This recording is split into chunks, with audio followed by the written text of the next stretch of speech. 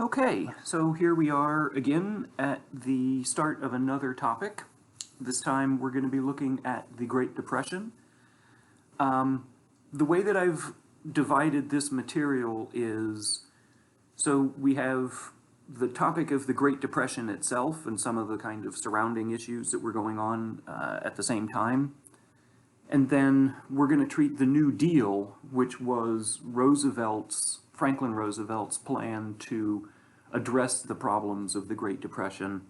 We're going to treat that as a separate thing, but they really overlap historically. And so I don't want it to get confusing at all, but I wanted to treat them in slightly different ways when we actually address the content itself. And so Great Depression stuff is going to be the sort of explanation of what the Great Depression was, some of the crises that the country was facing at sort of the same time period, and then we'll do the New Deal as a response to the Great Depression as a separate thing. So Great Depression really is pretty much the entire 1930s for the United States. Different countries around the world experienced the Great Depression in different ways. It is something that actually affects pretty much the entire industrialized world. So a lot of times it gets treated as something that was an American phenomenon or an American crisis. And some of the impacts on other countries in the world don't really get treated all that much. And admittedly, we're going to do the very same thing in our class. We're not going to talk about what the Great Depression meant for Germany or Japan or Italy or Britain or France or places like that. But it is important to keep in mind that one of the popular sort of stereotypes or misconceptions about the Great Depression is that it was something that the United States experienced sort of in isolation to the rest of the world, and that's certainly not the case. The other common misrepresentations about the Great Depression is that it was caused by the stock market crash, which happened in October of 1929. And while that certainly played a role in how the Great Depression plays out and how it begins and so on, it was by no means the cause. It's not as though everything was going well, and if it hadn't been for the stock market crash, then nothing would have gone wrong. It fits into a larger narrative of where the Great Depression came from and why it happened when it did. So important to keep those things in mind as background for what's happening. So what was the Great Depression and how did it happen? Well, the Great Depression basically was a period, as I said, for the United States that stretches essentially through the entire decade of the 1930s, with arguably the worst economic crisis in the country's history. Unemployment is really, really high. Underemployment is even higher. Most of the major economic indexes and figures for the time period were at or near the lowest that they've ever been. Businesses were shuttered, people were out of work, bread lines, soup lines, private philanthropy, private sort of welfare programs were strained to the limit. It is partially a result of some of the things that we talked about in the 1920s material, which, as I said then, we're going to come back to kind of haunt the United States as we get into the 1930s.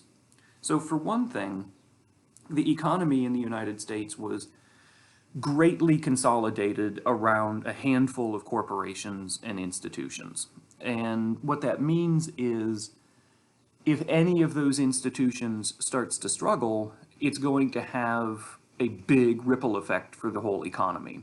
So automobiles, if you would look at the sort of sales figures for the 1920s into the 1930s, the big three automakers, which used to be Ford, General Motors, and Chrysler, they sometimes still get referenced that way, but they're by no means the three biggest automakers in the country anymore. But in the 1920s, they were responsible for making 90% of all the vehicles on the road. So this is economic concentration at a scale that is really unlike anything that we've seen since. When you're looking at the nation's wealth, right, so money, property, real value of manufacturing equipment, all of the different kinds of things that businesses need in order to operate themselves, right, retail space, etc. It's controlled by a very, very, very small number of companies. So it is a very concentrated kind of an economy, which means that if any part of that economy starts to struggle, it's going to have a significant impact on the economy as a whole. At the same time, when the Great Depression starts, Herbert Hoover is president, right? And Hoover is very much a laissez-faire person. He wants the government to be very hands-off in terms of how it deals with the economy. And his only concession to oversight or regulation is what he calls corporatism or voluntarism.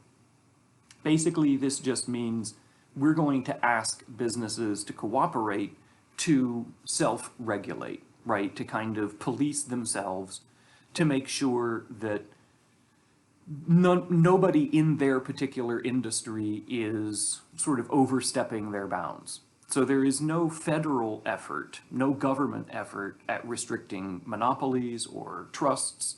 There's very little government effort at ensuring, consumer protections or reducing some of this economic concentration or guaranteeing fair business practices or that kind of thing. And so it means that corporations in the 1920s, especially in the years leading up to the Depression itself, are really kind of freewheeling, right? They can do basically anything that they want without repercussion. And that's going to be a serious problem at the time as well.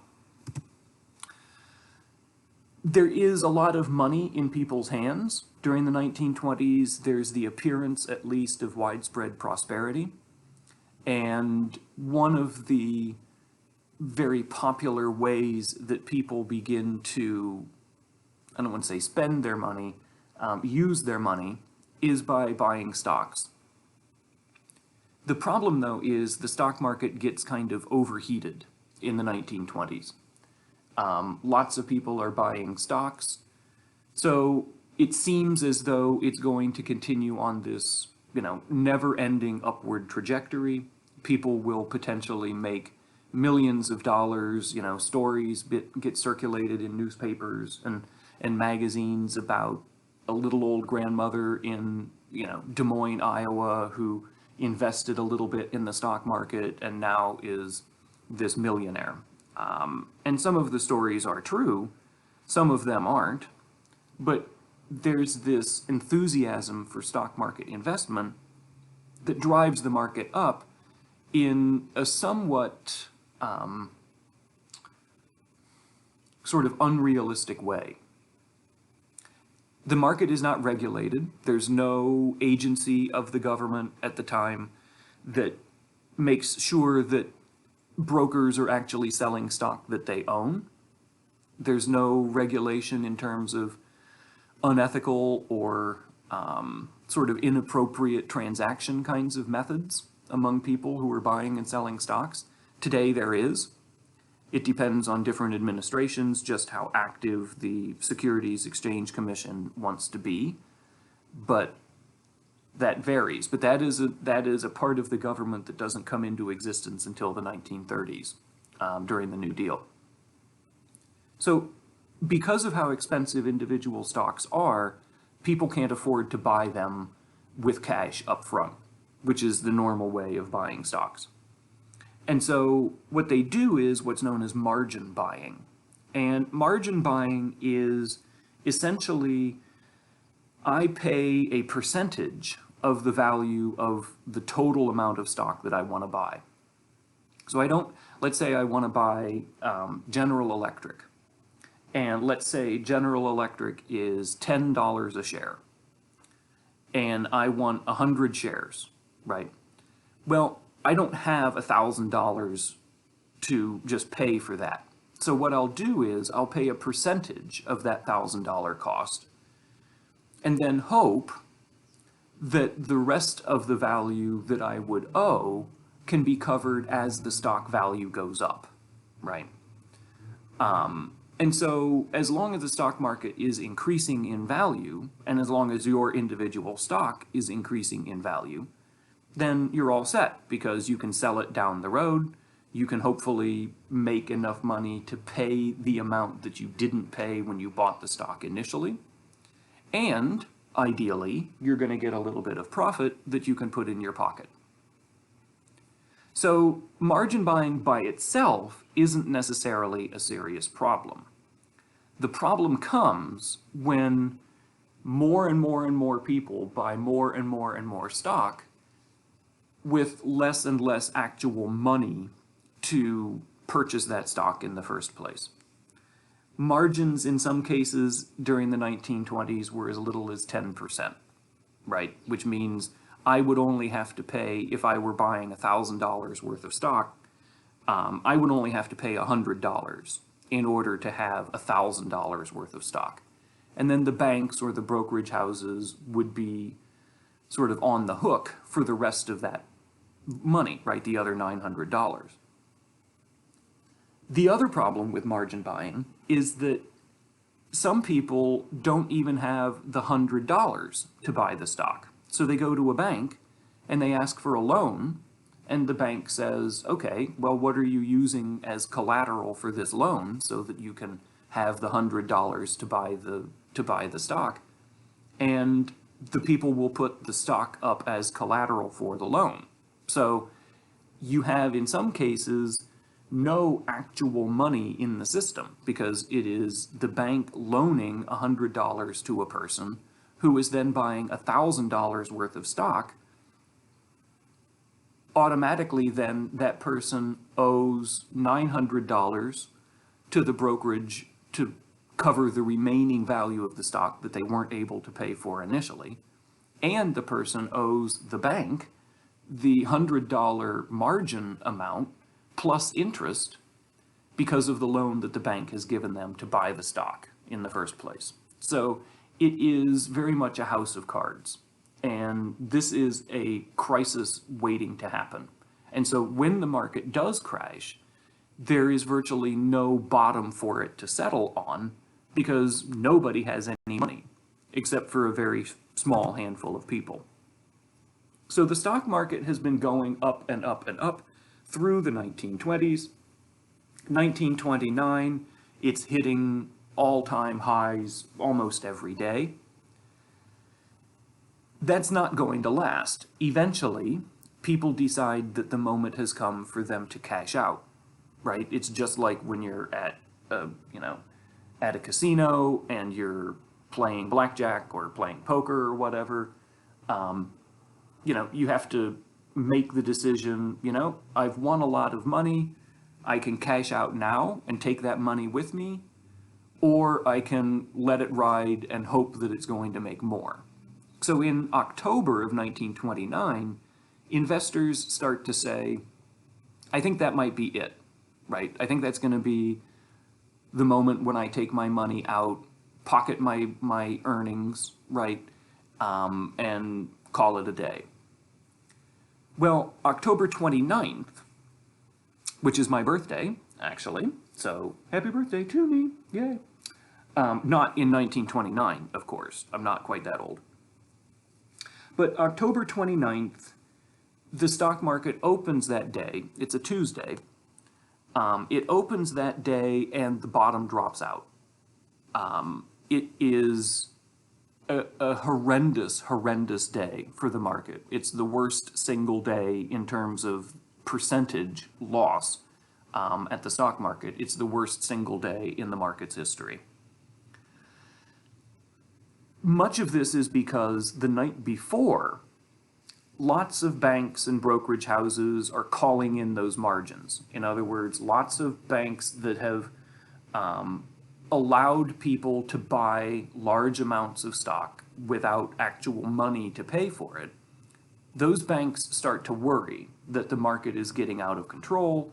The banks want their money, so they call the different investors and they say, you know, you need to pay us the value of the stock that you were not able to pay when you bought the stock in the first place. Those investors don't have the money, so what they have to do is they have to sell their stock right away to get as much out of it as they possibly can before this wave of selling drops the value of that particular stock to the point where they won't get enough money out of it. And so the market just plunges. It loses 13% or so in that one day. Some stocks, individual stocks, some of them lose 90% of their value. In some cases, entire companies fail in one day because their capitalization, right, their corporate value, which is in some cases based on their stock price, evaporates. It simply goes away. The peak that the market had in September of 1929 isn't reached again until 1954. So it takes 25 years for the market to recover its value. But the day of October 29th isn't the worst that the market will be, right? It actually reaches its absolute worst number in July of 1932. So it takes a little while for the market to actually sag all the way down to the basement.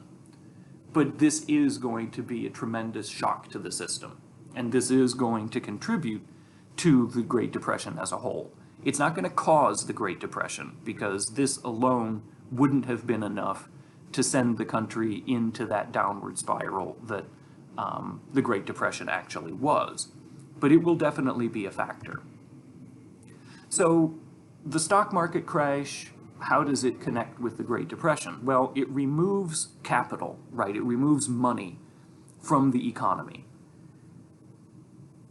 Publicly traded corporations like General Electric, Ford, Apple,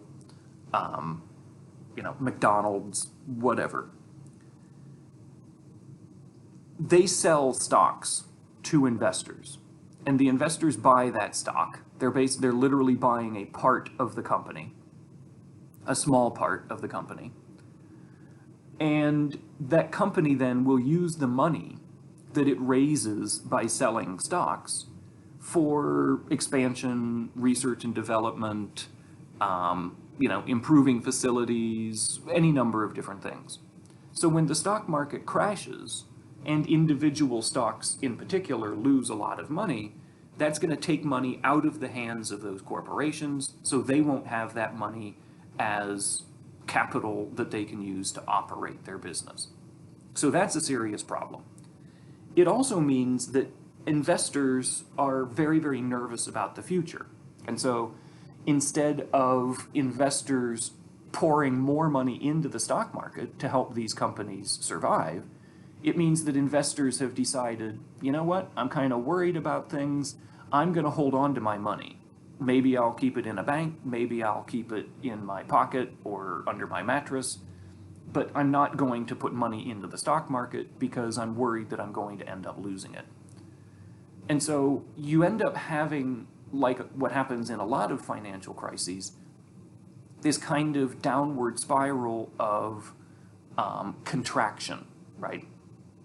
Because of the unequal wealth distribution, it means that only a handful of people control vast amounts of the nation's economy, which is something that we're kind of in the same boat now.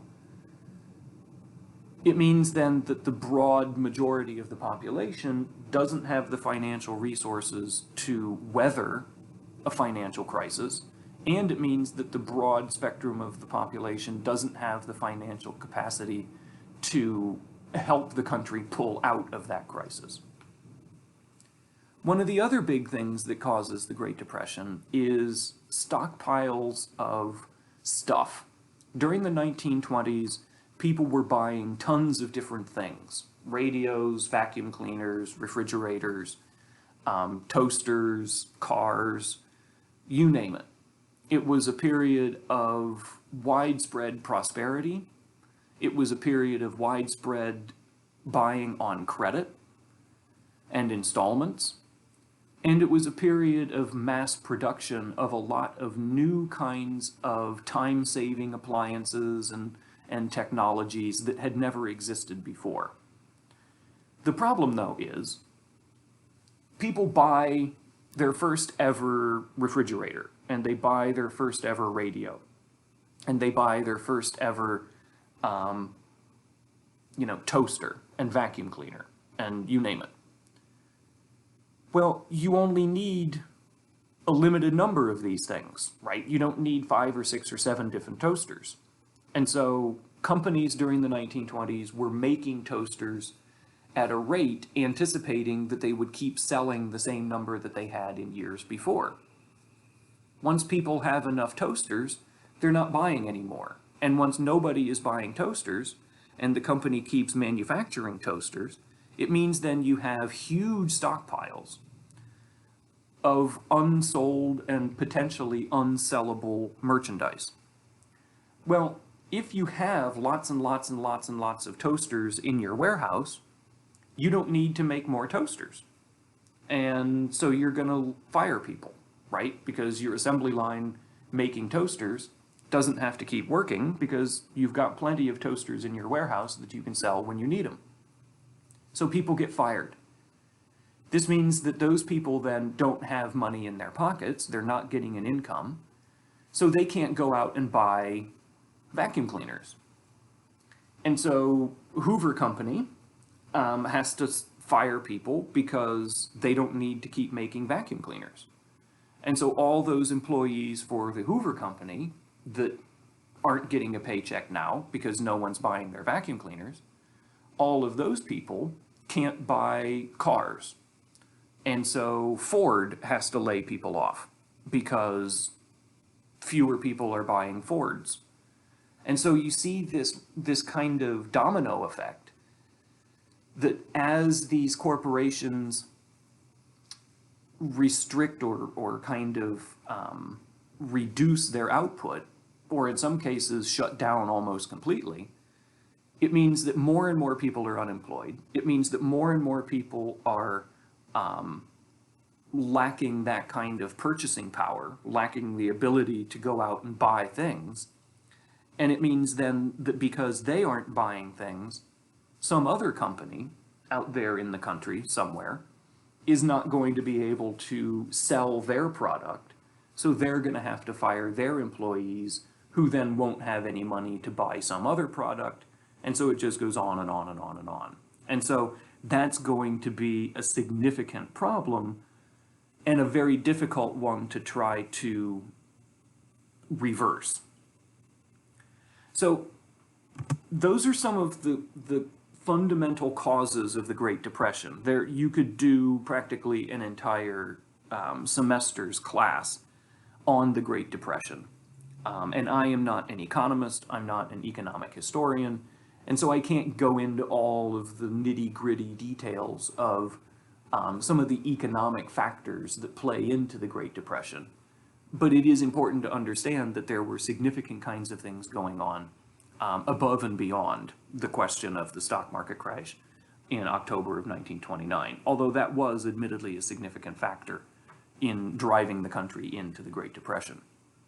There were other international things that, we won't necessarily go into because the country's economy was tied into other things happening in the rest of the world.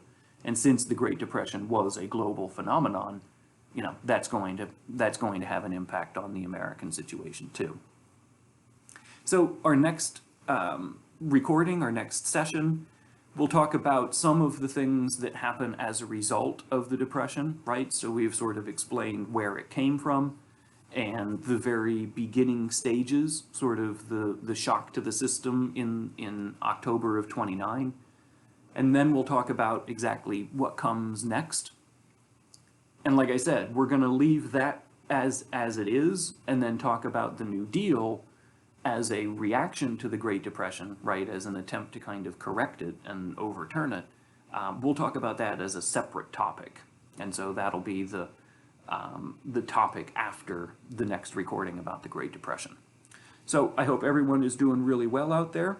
Let me know if you've got questions. Make sure that you're looking at the full PowerPoint on Blackboard, as well as listening to the recordings. And I will see everybody soon.